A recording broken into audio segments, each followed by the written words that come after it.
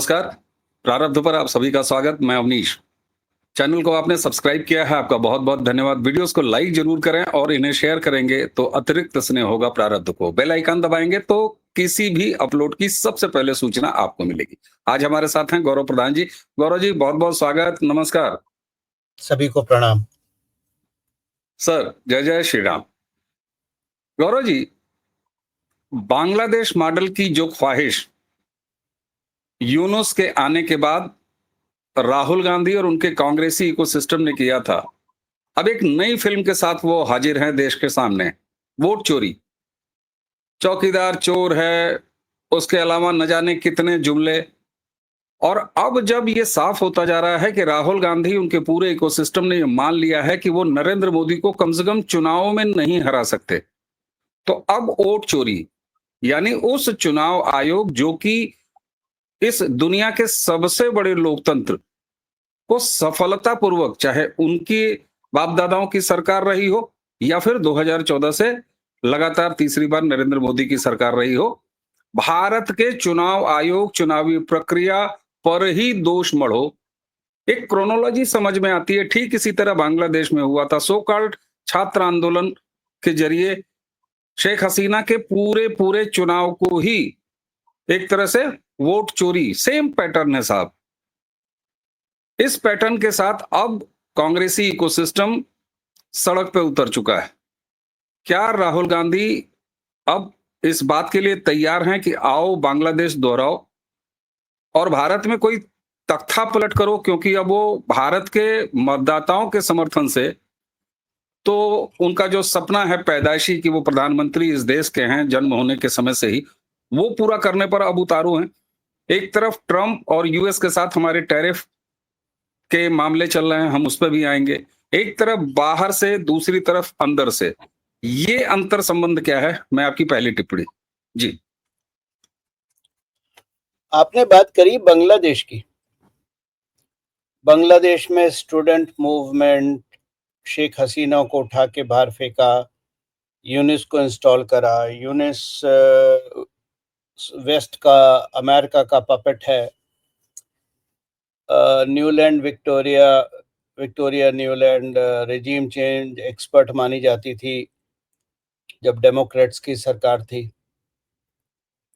लेकिन आप बांग्लादेश से शुरू क्यों हुए? 2022 में इमरान खान के साथ क्या हुआ था? चलिए 2022 भी छोड़ दीजिए।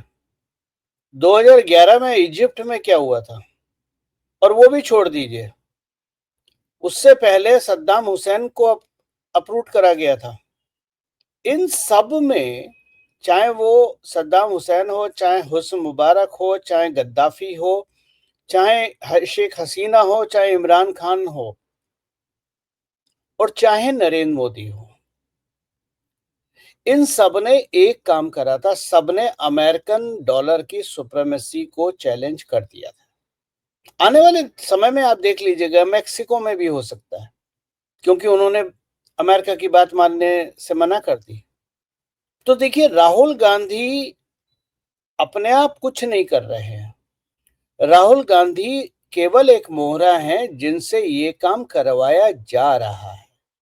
जब आप वोट चोरी की बात करते हैं तो नेचुरल है, आदमी में सबसे ज्यादा क्या कहना चाहिए, रेबल नेचर आएगा कि मेरे वोट की चोरी हुई है। वोटिंग एक बहुत सारे लोगों को तो कोई फर्क नहीं पड़ता, लेकिन ज्यादातर लोगों को वोटिंग बड़ा उनका निजी एक सबसे अच्छा हथियार वो है, वो गर्व से वोट करते हैं। इन्होंने ये टॉपिक उठाया, लेकिन ये भूल गए एक बात कि सद्दाम हुसैन हो, हुस्न मुबारक हो, इमरान खान हो, समय के हिसाब से इंटरनेट पेनिट्रेशन बढ़ रहा है। मैं तो राहुल गांधी और कांग्रेस को, मेरी राय ये है, मैं उनको निवेदन करूंगा कि उनके यहाँ कोई बंदा जो थोड़ा सेंसिबल हो, क्योंकि सेंसिबल लोगों को तो सब निकाल के बाहर खड़ा करा हुआ है, वो राहुल गांधी को बताए कि इस तरह के टेंट्रम से तुम्हारे रोज वोट कट रहे हैं, जुड़ नहीं रहे हैं। तो ये जो वोट चोरी है, वोट चोरी पे इलेक्शन कमीशन ने राहुल गांधी के झूठ को तो साबित कर दिया। भाई एफिडेविट साइन करने में क्या जाता है आपका? एफिडेविट आप साइन कीजिए, एक लीगल कंप्लेंट फाइल होगी और उसके बाद इलेक्शन कमीशन उस पे जो भी उसकी खोजबीन करनी है करेगी। अगर इलेक्शन कमीशन नहीं करती है तब आप बोलिए इलेक्शन कमीशन को कि भाई हमने तो आपको लीगल कंप्लेंट दी है, रजिस्टर्ड कंप्लेंट दी है, ओथ साइन करी है, आप इस पे एक्शन क्यों नहीं ले रहे? क्योंकि कोई ओथ मैं और आप जैसे आम इंसान नहीं दे रहे, एक इलेक्टेड एमपी दे रहा है, और वो भी इलेक्टेड एमपी जो एलओपी है। तो इलेक्शन कमीशन उस पर काम करेगा, लेकिन राहुल गांधी भाग रहे हैं।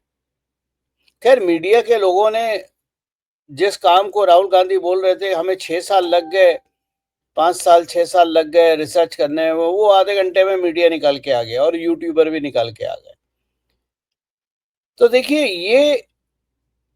ये सवाल राहुल गांधी का नहीं है, ये सवाल है उस दीवार को गिराने का, जो दीवार हमारे और वेस्टर्न माफिया के बीच में खड़ी हो गई है, और जिस दीवार से हमें, हमारे देश को, हमारे देश के नागरिकों को सुरक्षित रखा जा रहा है, ये वो दीवार है। ये युद्ध उस दीवार के अगेंस्ट है। जिस दिन वो दीवार गिर जाएगी ये सारे अलग हो जाएंगे। आपको क्या लगता है, अगर नरेंद्र मोदी, मान लीजिए ये हटाने की बात कर रहे हैं, जो भी कर रहे हैं, अगर नरेंद्र मोदी हट जाएंगे तो ऐसा नहीं राहुल गांधी प्रधानमंत्री बनेंगे?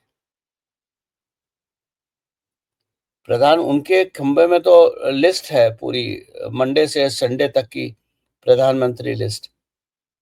सरकार भाजपा की रहेगी, प्रधानमंत्री भाजपा ही का बनेगा, लेकिन वो बनेगा जो राहुल गांधी के इशारे पे काम करे, वो बनेगा जो वेस्ट के इशारे पे काम करे।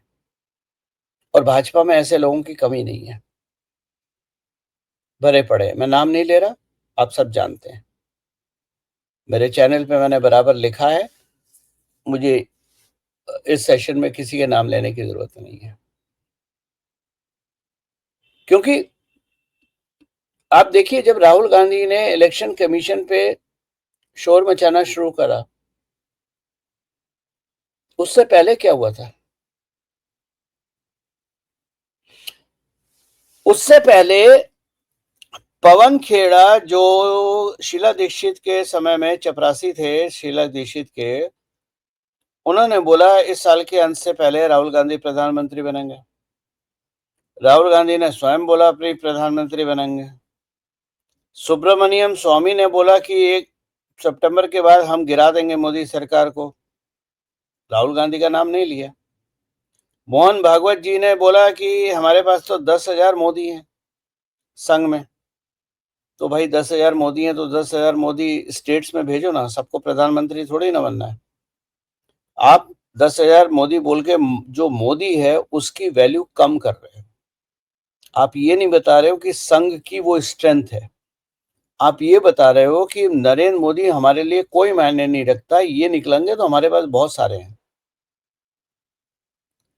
यही नैरेटिव चल रहा था।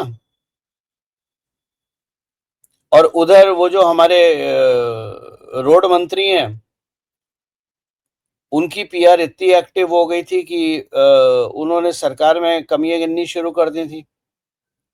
जिस सरकार के वो हिस्से हैं उस सरकार में वो कमियां गिन रहे हैं, और वो उनका हमेशा ये रहता है मैंने ये करा, मैंने वो करा, मैंने इतने पैसे दिए, मैंने 1 लाख करोड़ दिए, मैंने 50 लाख करोड़ दिए, ये करा वो। अरे तुम घर से लाए थे क्या?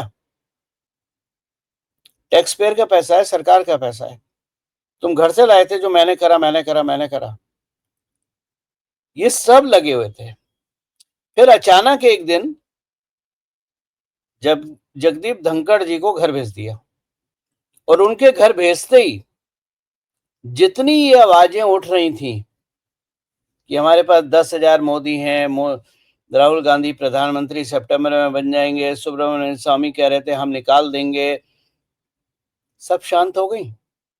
कितना बड़ा खेल चल रहा था पर्दे के पीछे मोदी को हटाने के लिए। और जैसे ही आपने वो सोर्स को खत्म करा, ये आवाजें बंद हो गई।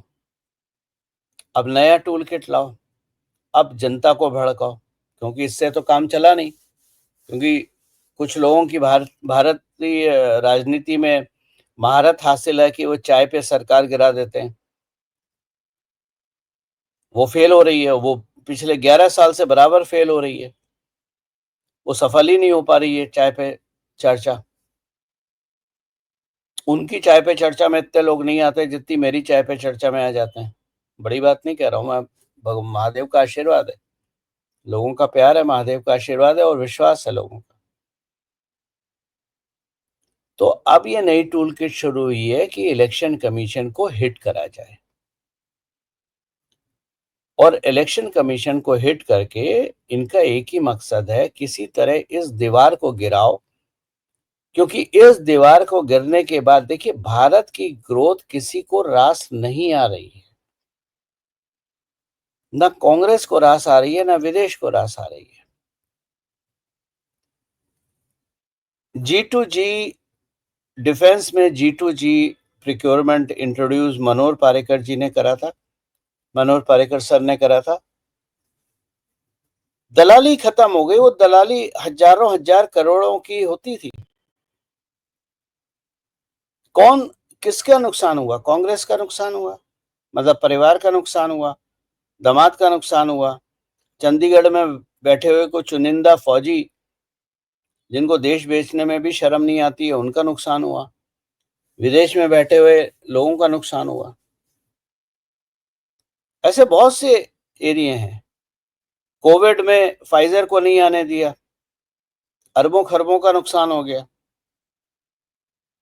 भाई अमेरिका में तो केवल 30 करोड़ की पॉपुलेशन है, हमारी 140 करोड़ की है।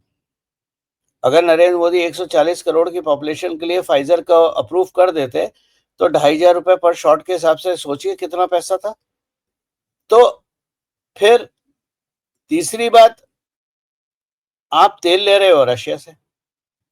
अब सवाल यह है कि तेल तो आप रशिया से ले रहे हो और ट्रम्प बराबर कह रहा है कि आप तेल ले रहे हो इसलिए हम आप पे 50% ड्यूटी मारेंगे। लेकिन सच्चाई ये है कि तेल रशिया से सबसे बड़ा खरीदार चाइना है, भारत नहीं है। लेकिन चाइना पे क्यों?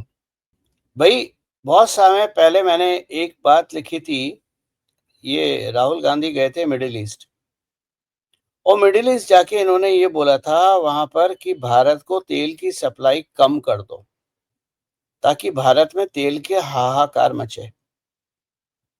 और जब हाहाकार मचेगा तो आपको तो पता है कि ये हिंदू, अगर गोभी 2 रुपए महंगी हो जाएगी तो मोदी को उखाड़ देगा, क्योंकि हम तो चीनी, तेल, गुड़, सब्जी इस पे सरकार गिरा देते हैं।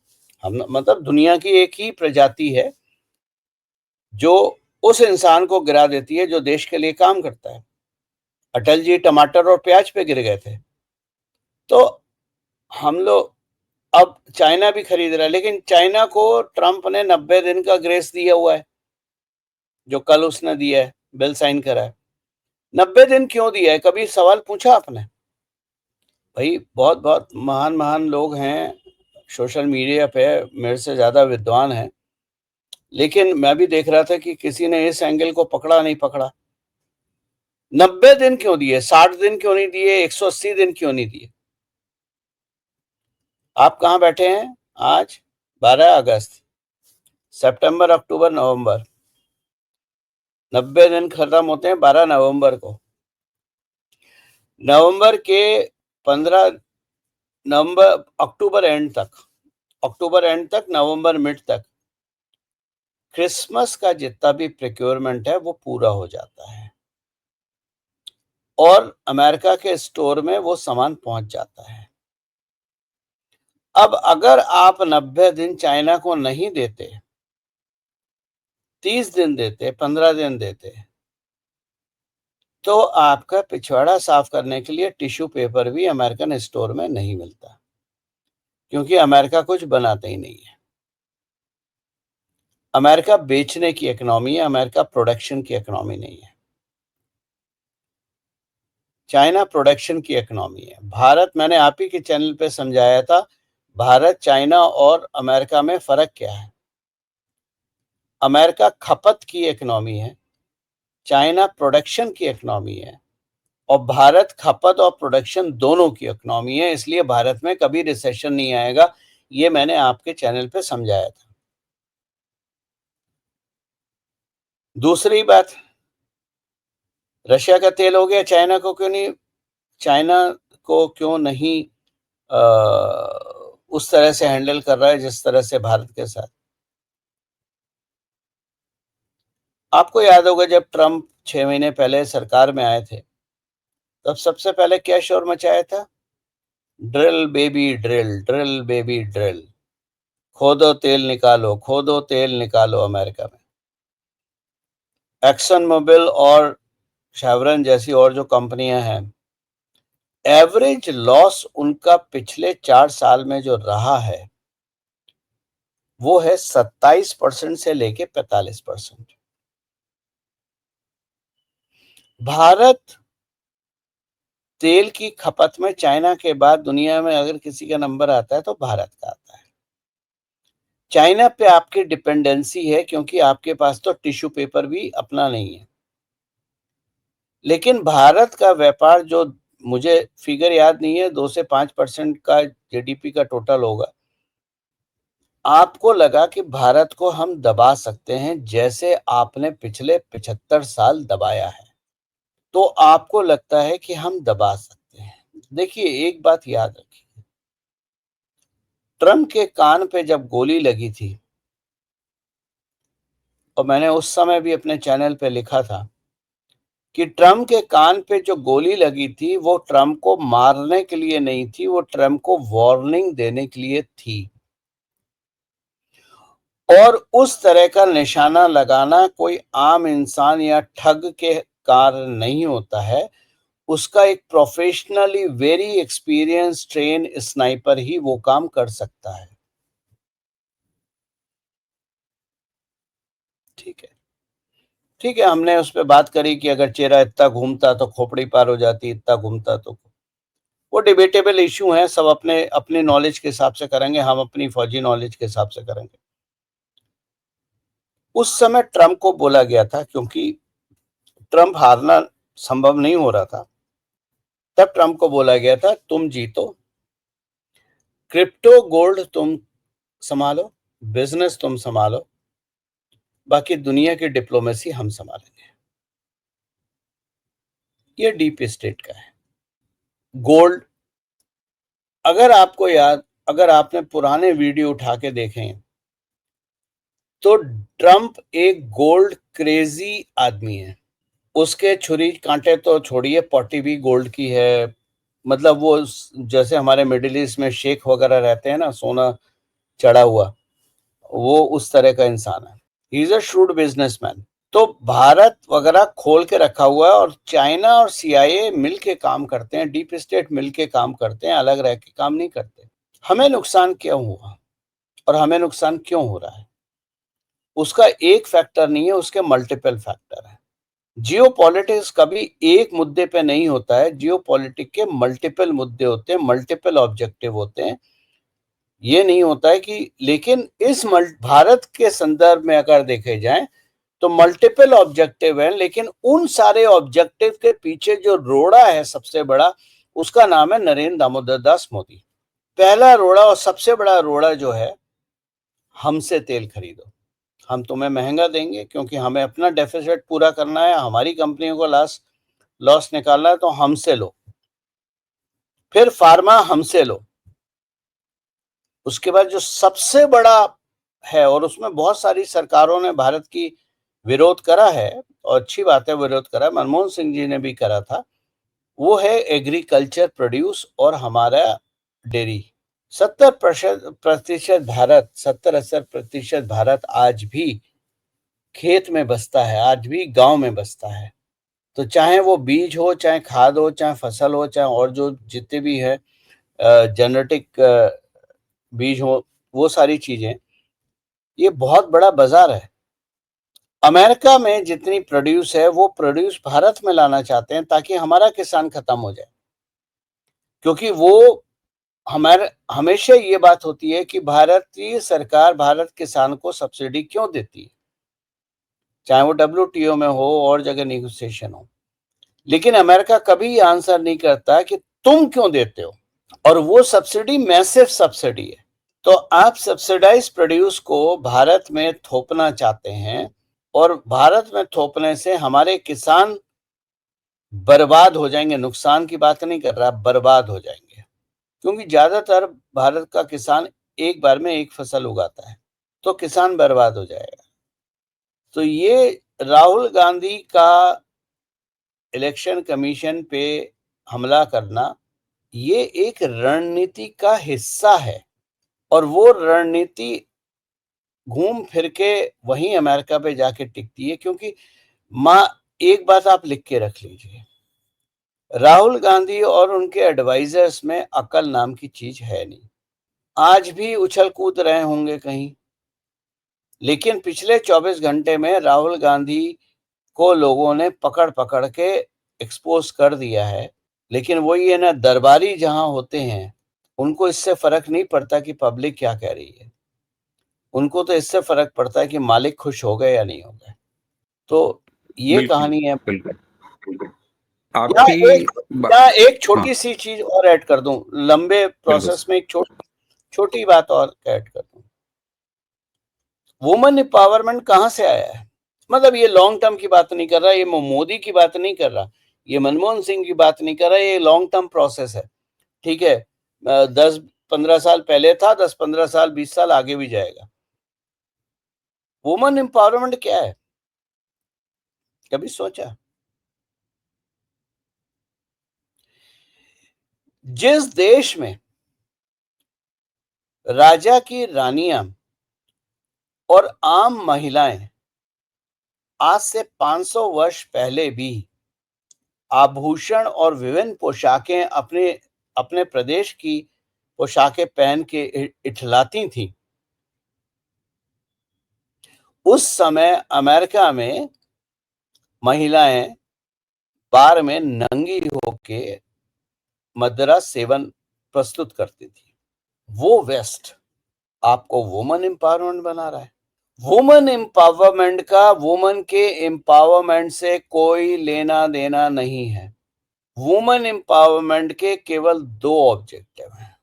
पहला, आपके घर से रसोई खत्म करना। आपके घर से रसोई खत्म होगी तो उसका direct proportional to pharma growth है। और मैं नहीं कह रहा, ये मैंने, मेरे चैनल पे आप जाइए, किचन कीवर्ड टाइप कीजिए, आपको 10-20-50 आर्टिकल मिल जाएंगे जो मैंने किचन पे लिखे हैं। अवनीश भाई, हम लोगों के, जब हम लोग छोटे थे, दादा नानी के घर थे, हमारे अपने भी घर थे, तो एक जगह होती थी घर में जिसको हम बोलते थे रसोई। समय का बदलाव आया, रसोई 2 स्लैब आ गए, 3 स्लैब, एक स्लैब सिंक का, एक स्लैब सामान का, एक स्लैब कुकिंग। अब एक स्लैब आता है फ्लैट्स में। जब आप फ्लैट लेने जाते हैं तो ज्यादातर फ्लैटों में एक स्लैब होता है। किचन इतनी बड़ी होती है कि आप बस मात्र खड़े हो जाइए। वो रसोई वाला कंसेप्ट खत्म हो गया और अब बहुत सारे घर ऐसे आ रहे हैं जिसमें किचन है ही नहीं। फिर बात आता है फूड। जब आप जेनेटिकली मॉडिफाइड फूड बेचेंगे, जो आप भारत में परोसना चाह रहे हैं, आपको लोगों की किचन खत्म करनी पड़ेगी। और किचन खत्म करने का सबसे अच्छा तरीका है, बच्चियों को, महिलाओं को ये समझा दो कि घर में खाना बनाने का महिलाओं ने ठेका नहीं लिया है। उसको हम वुमेन एम्पावरमेंट कहते हैं। उसको प्रस्तुत करने का एक और तरीका है, जो एक और नैरेटिव चलाया जाता है कि एक महिला घर में फ्री में खाना बनाती है, घर की देखभाल करती है, उसकी भी सैलरी होनी चाहिए। आ रही है बात समझ में? तो ये मोदी, ये सॉरी, ये ट्रम्प और ये राहुल गांधी केवल मोहरा हैं, इससे ज्यादा नहीं है। दिक्कत ये है कि एक पिछले 11 साल से भारत में एक दीवार खड़ी हो गई है जो भारत को इन विदेशी आक्रमणों से बचा रही है। और ये सॉफ्ट आक्रमण है, इकोनॉमिक आक्रमण है, कल्चरल आक्रमण है।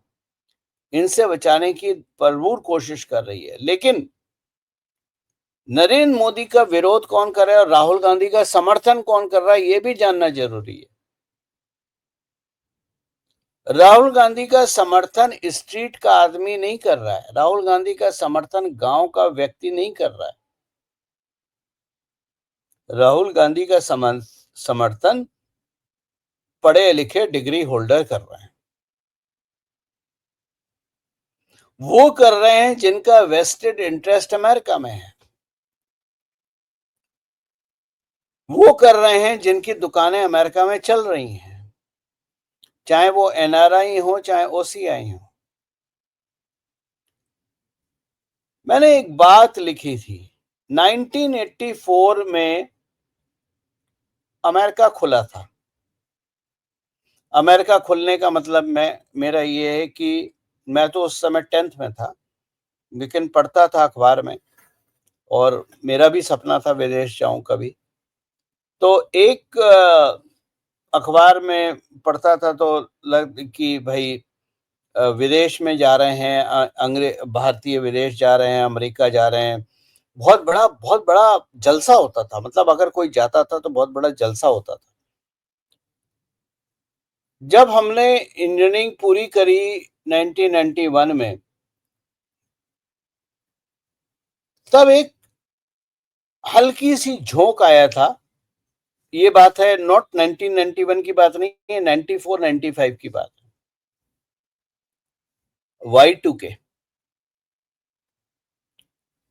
Y2K प्रॉब्लम सामने दिखी थी,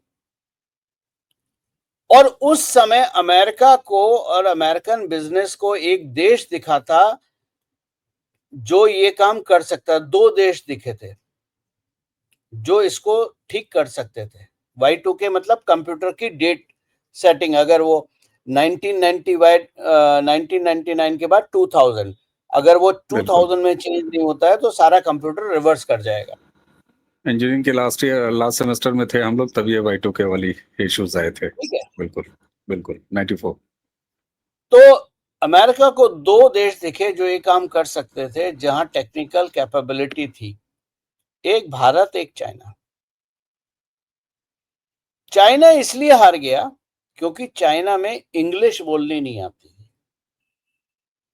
और हम लोग इंग्लिश एजुकेटेड थे। अब मैं कंट्रोवर्सी क्रिएट करना नहीं चाहता, मैं एक नॉर्मल चीज बताना चाहता हूं। थोड़ा विचार कीजिए मेरी बात पे, मैं उससे ज्यादा बात नहीं कर रहा। भारत में 3 तरह के इंजीनियरिंग कॉलेज होते हैं, टियर 1, टियर 2, टियर 3।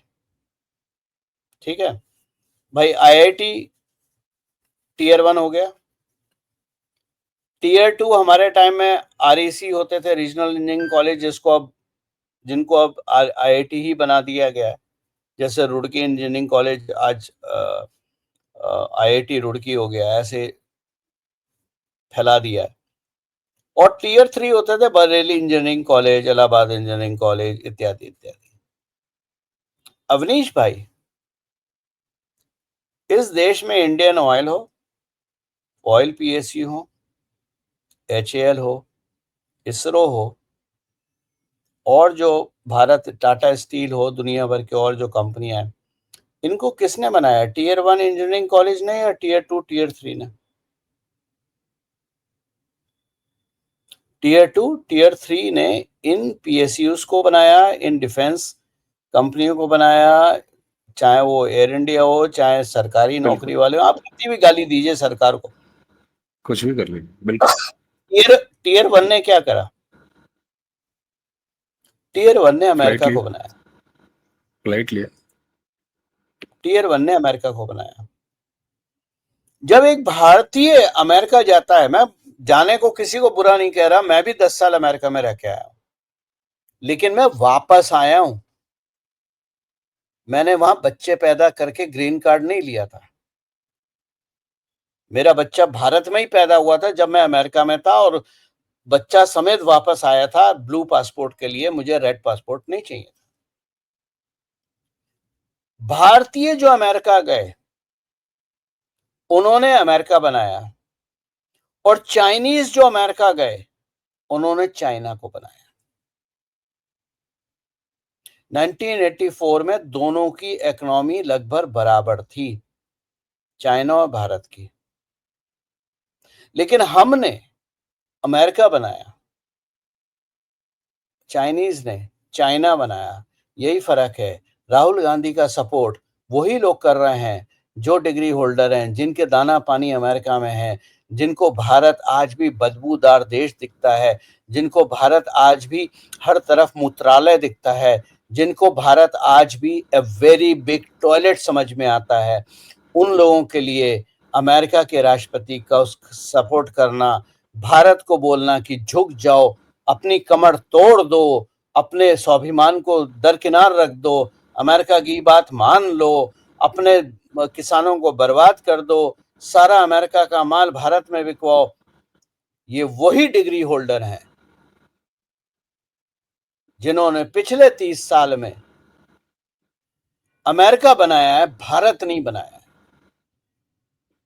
और मुझे गर्व है इस बात का अपने ऊपर और अपने परिवार के ऊपर कि जब मैं दुनिया के पीक पे था, जब मेरी बोली पे मेरी सैलरी डिसाइड होती थी, मैं सब कुछ छोड़ के भारत आया। इसलिए मैं स्ट्रांगली बोलता हूं, कन्विक्शन से बोलता हूं, मैं रिग्रेट नहीं करता। मैं अपना जो भी छोटा मोटा योगदान है, मैं कोई बहुत बड़ा इंसान नहीं हूं, जो भी मेरा छोटा मोटा योगदान है मैं अपने भारत को बनाने में दे रहा हूं। बिल्कुल गौरव जी, इस पूरी समस्या का जियोपॉलिटिकल जो सोर्स है, कनेक्शन है, वहां से लेके और ये सड़क पर टहलते, ये जो इलेक्शन कमीशन और पूरे भारत की निर्वाचन प्रणाली पर सवाल उठाते, ये जो क्रोनोलॉजी आपने जोड़ा है, और अब हम सीधे कह सकते हैं कि ये बाहरी और भीतरी ये दोनों गिरोह लगभग अब हमारे दर्शकों को क्लियर हो चुका होगा। समस्या बिल्कुल सामने है, जिसकी गंभीरता, जिसकी गहराई, जिसका टाइम फ्रेम जब आपने किचन का दिया, उससे दर्शक समझ गए कि कितने लंबे समय की ये प्लानिंग है और किस तरह की प्लानिंग है, जिसको आपने कहा कि ये कल्चरल हमला है, ये इकोनॉमिक हमला है। ये सारी समस्या बिल्कुल खुल के हमारे दर्शकों के सामने है। सवाल ये होता है कि जब हमारे प्रधानमंत्री अमेरिका के ट्रेड और ट्रम्प से टकराते हुए ये कहते हैं कि मैं जानता हूं कि मुझे निजी नुकसान भी हो सकता है, इसके कई मतलब निकाले गए। समस्या बिल्कुल तार-तार करके आपने सामने रख दिया बेहद गंभीरता से। समाधान हमारे प्रधानमंत्री, हम 140 करोड़ लोग जो लगातार 3 बार इस देश के इतिहास में जो नहीं हुआ, निर्वाचित करके अपने प्रधानमंत्री को लाए हैं। नरेंद्र मोदी इससे कब, कैसे और कितने समय में पार पाएंगे, या वो ऑलरेडी पार हो चुके हैं? ये समस्या कोई समस्या नहीं है, लेकिन गंभीरता से इस पर काम कर रहे हैं, हमें उनके साथ रहना है। इस पर जरा, क्योंकि समस्या तो हमने देख ली, अब समाधान की तरफ। देखिए, जियोपॉलिटिक्स में ये कहना कि इस चीज का समाधान इस तारीख को हो जाएगा, इस महीने में हो जाएगा, इस साल में हो जाएगा, इस टर्म में हो जाएगा, वो मेरे ख्याल से बहुत बड़ी मूर्खता होगी इस तरह का टाइमलाइन देना, क्योंकि ये कंटिन्यूअस प्रोसेस है। नरेंद्र मोदी जब नहीं होंगे प्रधानमंत्री, कोई और प्रधानमंत्री होगा, तब भी प्रेशर होगा। सवाल ये है कि उस समय भी क्या हमारे पास दीवार जैसा प्रधानमंत्री होगा? अब राहुल गांधी से तो उम्मीद है नहीं, क्योंकि जो व्यक्ति हर बात का इंस्ट्रक्शन लेने विदेश जाता है, चाहे वो बहरीन जाए, चाहे वो अमेरिका जाए, चाहे वो लंदन जाए, चाहे, अब बोलना तो नहीं चाहिए, लेकिन किन किन से मिलते हैं भाई? आसिफ मुनीर की ताकत कहां से आती है? ठीक है ना? पुलवामा और पहलगाम दोनों मैंने बताए थे। पुलवामा मैंने 7 दिन पहले बोला था। किसने पैसे दिए थे आईएसआई को हमला कराने के लिए? तो देखिए, जियोपॉलिटिक्स में चाहे वो पाकिस्तान के साथ रिलेशन, देखो पाकिस्तान की समस्या उस दिन होगी सॉल्व जिस दिन पाकिस्तान खत्म होगा। बड़ी सीधी सी बात, जब तक वो जिंदा रहेगा पाकिस्तान समस्या हल नहीं होनी है। दूसरी बात, जियोपॉलिटिक्स एक प्रोसेस है, जो आज है कल समीकरण बदल जाएंगे, कल अलग तरह का होगा। कभी हम अमेरिका के पास चले जाएंगे, कभी अमेरिका से दूर चले जाएंगे। इसमें जियोपॉलिटिक्स में हमारा भारत का सक्सेस इस बात पे डिपेंड करती है कि हमारा प्रधानमंत्री कौन है। आज आपके पास एक दीवार है जो आपको प्रोटेक्ट करके खड़ी हुई है। कल वो होगी, नहीं होगी, कौन होगा, ये इस पे डिपेंड करता है। तो ये कहना कि और देखिए वेस्ट का कोशिश रहेगी। हम क्या कर सकते हैं, हम एकजुट हो सकते हैं ना। एज ए वोटर हमारे हाथ में कुछ नहीं, हम प्रधानमंत्री की कुर्सी पे बैठ के नहीं कर सकते, हमें एडवाइस देने की जरूरत नहीं है, हमसे अच्छे अच्छे एडवाइजर वहां हमसे ज्यादा अक्लमंद लोग बैठे हुए हैं, हमें एडवाइस देने की जरूरत नहीं। लेकिन हम भी, हमारी जिम्मेदारी क्या है, हमारी 5 साल में एक जिम्मेदारी आती है वोट देने की। वो वोट हम मुफ्त की बस राइड, मुफ्त की राशन, मुफ्त का महिला सम्मान, ये वो उस पे ना देके राष्ट्र को आगे रख के वोट दें। तो हम तो दीवार खुद बनाएंगे ना, दीवार तो हम ही बनाते हैं ना,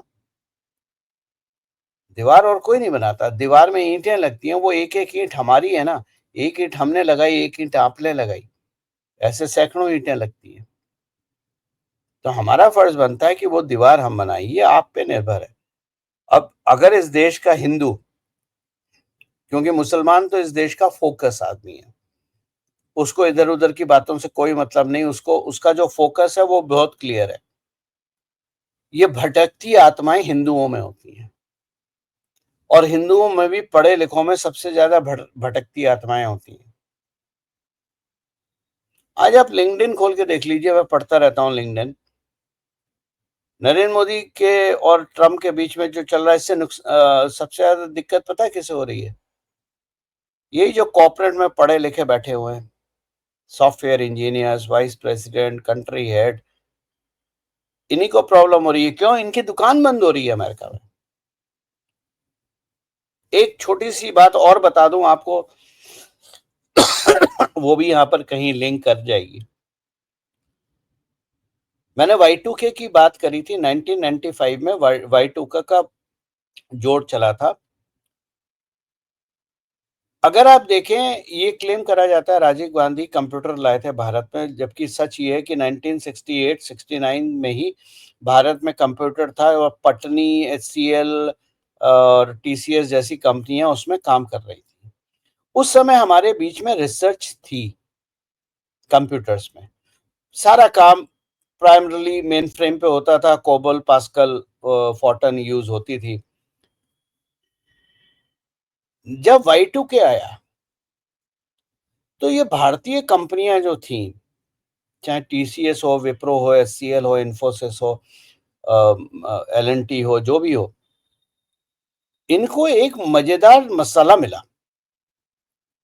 इनको लगा कि अरे हमें कुछ करना तो है नहीं, इंजीनियर्स हायर करो ताबड़तोड़ जहां से भी मिल जाए, 1 हफ्ते की ट्रेनिंग देनी है उन्हें, ज्यादा से ज्यादा 1 महीने की ट्रेनिंग देनी है, वीजा तैयार रखा हुआ है कोटे का, हवाई जहाज की टिकट करो, अमेरिका भेज दो, $25 पर आवर की बिलिंग, और कोई काम नहीं करना। टाइम शीट भर के आएगी, क्लाइंट से सिग्नेचर होंगे, आपने उतने पैसे कंसल्टेंट को दे दें, बाकी अपनी जेब में। कंसल्टेंट तो आपका $2,500 से $3,000 में जाता था, और आपकी बिलिंग होती थी $15,000 से $20,000 में। तो आपको तो मुफ्त में जो मलाई लगी, उस मलाई के चक्कर में भारत में IT इंडस्ट्री का इनोवेशन बंद हो गया। ना हमने OS डिजाइन करने, कौन लगाए पैसा भाई? जब मुफ्त का पैसा आ रहा है तो पैसा R&D में क्यों लगाएं? ना हमने डॉक्यूमेंट के कुछ काम करा, ना हमने कोई सर्च इंजन पे काम करा, ना हमने कोई रिपोजिटरी। आज हम बात करते हैं डेटा सेंटर की, लेकिन पहले नहीं था। तो ये जो अमेरिका में भरे इंजीनियर्स, और उन्होंने ताबड़तोड़ ग्रीन कार्ड वगैरह लेने शुरू करे, और वो ट्रेंड चलता रहा पिछले 5 साल 6 साल पहले तक। किसी को उम्मीद नहीं थी AI आएगा और सबको उखाड़ देगा। ठीक है, तो बहुत सारी चीजें एक साथ हुई हैं। ट्रम्प का आना, डीप स्टेट का कंट्रोल करना, नरेंद्र मोदी का भारत को गवर्न करना, ब्रिक्स का एक साथ आना, AI का इंट्रोड्यूस होना, हर आदमी पागलों की तरह AI के पीछे जाना।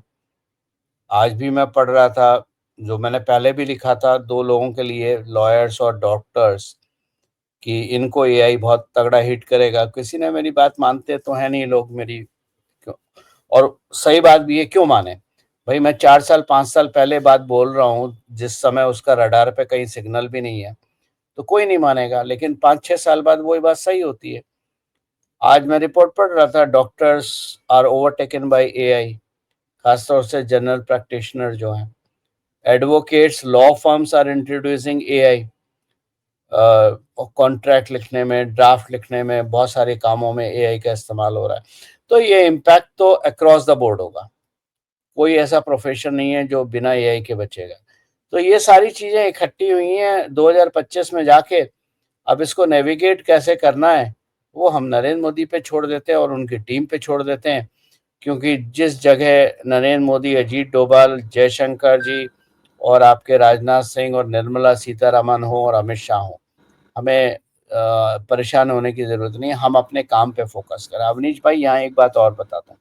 जब हमने बिल्कुल किचन की बात करी, जब हमने अमेरिकन इसकी बात करी, एग्रीकल्चर प्रोड्यूस की और डेयरी प्रोड्यूस की भारत में बेचने की, क्योंकि यही तो है जहां अलाउ नहीं कर रहा है इंडिया। टैरिफ वॉर का मूल मुद्दा तो एग्रीकल्चर डेयरी प्रोडक्ट्स है। इसीलिए मैं विलेज टूरिज्म पे बहुत फोकस कर रहा हूं। मैं विलेज टूरिज्म की वर्कशॉप्स करता हूं। इसीलिए मैं बहुत फोकस कर रहा हूं कि एक जगह जब हमारे पढ़े लिखे डिग्री होल्डर्स गांव में जाएंगे, इस तरह का काम शुरू करेंगे, तो ना केवल टूरिज्म बढ़ने वाला है, टूरिज्म तो एक्सप्लोड होने वाला है। हर रिपोर्ट बोल रही है विलेज की तरफ जो टूरिज्म है वो बढ़ेगा। लेकिन इससे क्या है कि आपकी जो एग्रीकल्चर है वो बची रह जाएगी, क्योंकि अगर आप रिपोर्ट देखें तो हमारी एग्रीकल्चर लैंड रिड्यूस हो रही है। क्यों रिड्यूस हो रही है? हमें अर्बन सिटी और बना रहे हैं, हमें हाउसिंग चाहिए, हमें 50 चीजें चाहिए, हमारी एग्रीकल्चर लैंड रिड्यूस हो रही है। और एग्रीकल्चर लैंड रिड्यूस होने का सबसे बड़ा भारत को नुकसान ये होगा कि आने वाले 50 साल के बाद कहीं हमें एग्रीकल्चर प्रोड्यूस इंपोर्ट न करने पड़े। हमें अपने एग्रीकल्चर को बताना है, हमें अपने गांव को बचाना है। हम गांव वाले देश हैं, हम शहर वाले देश नहीं है। बिल्कुल साहब, बिल्कुल साहब। और एक चीज, एक कंप्लीट जिसको पैराडाइम शिफ्ट भी कहा जा सकता है। आप देखिए, कृषि कानून की खिलाफत करते हुए कुछ बाहरी तत्वों के चढ़ावे पर बहुत सारे ऐसे किसान संगठन खड़े हो गए थे। लेकिन जैसे ही टैरिफ वार में भारत ने मुकाबला किया कि हम तुम्हें अपने डेयरी सेक्टर, अपने एग्रीकल्चर सेक्टर में नहीं घुसने देंगे। और आपने बड़ा अच्छा याद दिलाया, मैंने भी कई बार कहा कि देखिए, सरकारें कोई भी हो, कांग्रेस की सरकार रही हो चाहे कुछ हो, 90s में भी यही 2 सेक्टर थे जो हमारी सरकार ने नहीं खोला तो नहीं खोला, जब डंकल प्रपोजल्स थे।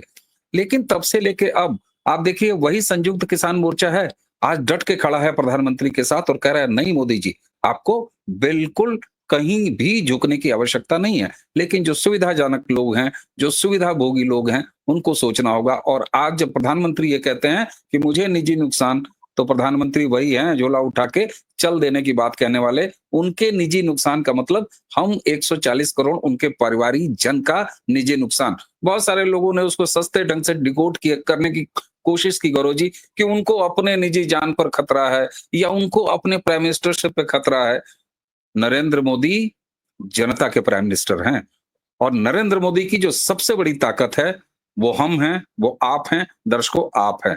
और इसी के बल पर नरेंद्र मोदी आसमान या किसी से भी टकरा जाते हैं और टकरा रहे हैं। ये समय उनके साथ खड़ा होने देखिए का है, देखिए अपने भाई, दुश्मनों की भी पहचान करने का है, जो घर के अंदर है, जो सड़कों पर कूद रहे हैं। जी। देखिए भाई, जब नरेंद्र मोदी जी ने कहा उनका पर्सनल नुकसान है, तो आपने सही बोला, सस्ते लोग सस्ती तरह से बात करते हैं। अब आप मैं आपको एक उदाहरण देता हूँ। आप कुछ यूट्यूब देख लीजिए, रील्स देख लीजिए। जिन लोगों का प्रोनाउंसिएशन भी ठीक नहीं है, जिन लोगों ने कुछ नहीं देखा, वो क्या करेंगे? मैं आपको एक एग्जांपल दे रहा हूँ। मैंने एक रील देखी थी, इसलिए मैं हंस रहा हूँ उस पर। दोस्तों देखिए, ये एक नया कुकर आया है, इसमें प्रेशर बनता है। प्रेशर बनने पे इसकी इतनी लंबी, ये खरीदने के लिए नीचे लिंक में क्लिक करें। और उस आदमी के भी 5-6 लाख फॉलोअर तो हैं। ठीक है ना?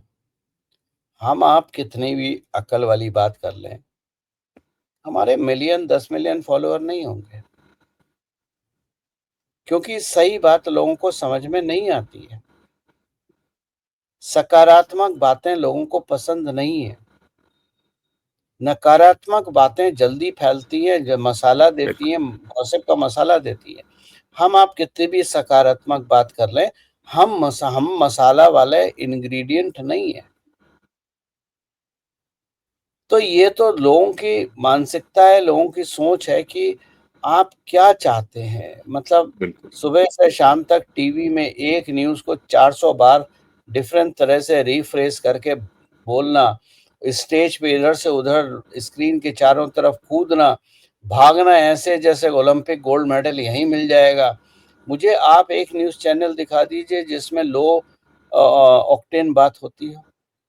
बिल्कुल बिल्कुल लोगों का आप ही भरोसा आप इसीलिए टूट रहा है। आप ही के चैनल पे कुछ लोगों ने कमेंट करा था मेरे वीडियो को लेके कि ये आदमी बहुत हल्के बोलता है, बहुत ढीला बोलता है। अरे जल्दी-जल्दी बोलो ना, इतना खींचने की ज़रूरत क्या है? टेलीप्रॉम्प्टर पे और स्क्रिप्टेड बात नहीं होती है ना। प्रभु, दिक्कत ये है कि मैं बहुत सोच समझ के, अपने शब्दों को बहुत तौल के बिल्कुल तब बोलता हूँ। मेरी ये कोशिश नहीं होती है कि मेरे बोलने से कोई भड़के, किसी को नुकसान पहुँचे। मेरा उद्देश्य ये होता है कि सही बात आप तक पहुँचाऊँ। इसलिए मैं धीरे बिल्कुल बोलता हूँ, हल्के बोलता हूँ, समझ के बोलता हूँ, सोच के बोलता हूँ। क्या करिएगा गौरव जी, 2 मिनट रील वाला समय है आजकल। और एक चीज और, सांप और छछूंदर और सांप और नेवले की जो लड़ाई होती है ना, वहां गोल घेरे में आप याद कीजिए, सैकड़ों 500 लोग खड़े होते हैं। ये फर्क है। लेकिन एक फर्क ये भी है कि जो गंभीरता से सुनते हैं वो बिल्कुल सुनते हैं, बात वहां तक पहुंचती है।